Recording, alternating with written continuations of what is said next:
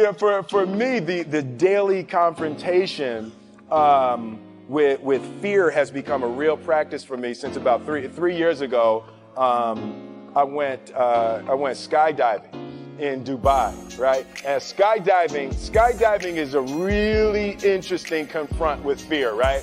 So I gotta stand up. I'm sorry, I gotta stand up. All right. So all your friends, what happens? You go out. I dropped my thing. So what happens is you go out the night before and you take a drink with your friends, and somebody says, "Yeah, we should go skydiving tomorrow." And you go, "Yeah, we'll go skydiving tomorrow." Yeah. And you go, "Yeah." And everybody goes, "Yeah." Right? And you go home by yourself, you're like, Right? You're like, well, I mean, they was drunk too. Right? So maybe they not, maybe, I mean, we don't have to go. We don't have to do it. So then that night you're laying in your bed and you just keep, and you're terrified. You keep imagining over and over again jumping out of an airplane, and you can't figure out why you would do that, right? And you're laying there and you have the worst night's sleep of your life, but you still have the hope that your friends were drunk, right? So you wake up the next day and you go, down and you said where you were going to meet and everybody's there. You're like, oh, shit. All right, cool.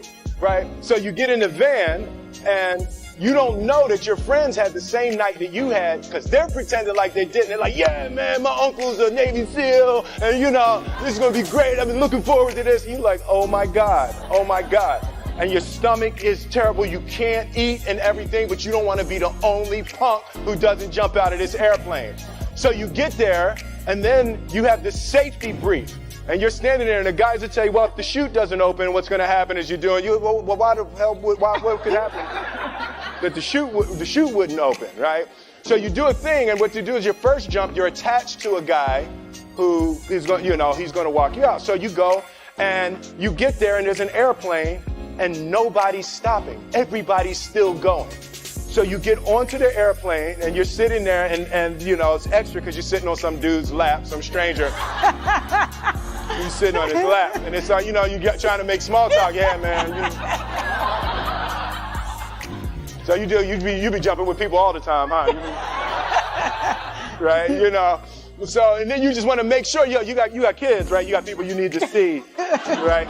You just want to make sure he's serious, right? So you get in there, so everything's normal. So you fly and you go up to 14,000 feet, and you notice there's a light. It's red, and it's yellow and green, right? So right now the light's red. So then you start thinking at some point the light's going to go green because you don't know what's going to happen, right?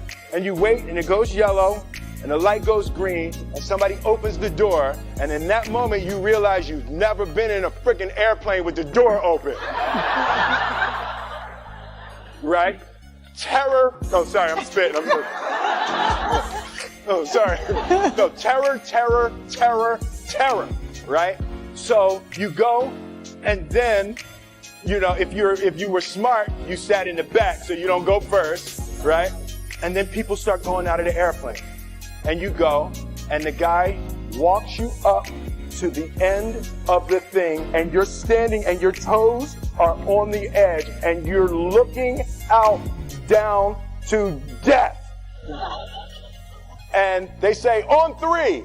And they say, 1, 2. And he pushes you on 2 because people grab on 3. Right? Right? And you go, and you fall out of the airplane. And in 1 second, you realize that it's the most blissful experience of your life. You're flying, right? It doesn't feel like falling, right? It's like you actually are kind of held a little bit by the wind, and then you start falling, and there's zero fear. You realize that the point of maximum danger is the point of minimum fear. It's bliss. It's bliss. And you're flying. Right? And you're doing that. And then 20 seconds, 25 seconds, 40 seconds, and you have enough time to just kind of like, oh, shit, that's that building. That's not like that one. Oh, you can see the ocean. right? You start doing all of that. And the lesson for me was, why were you scared in your bed the night before? What do you need that fear for? Just don't go. Why are you scared in your bed 16 hours before you jump? Why are you scared in the car? Why could you not enjoy breakfast? What did you need that? The fear is fear of what? You're nowhere even near the airplane. Everything up to the stepping out, there's actually no reason to be scared. It only just ruins your day. You don't have to jump. And then in that moment, all of a sudden, where you should be terrified is the most blissful experience of your life. And God placed the best things in life on the other side of terror. On the other side of your maximum fear are all of the best things in life. You know? So that was my experience with skydiving and fear. All right.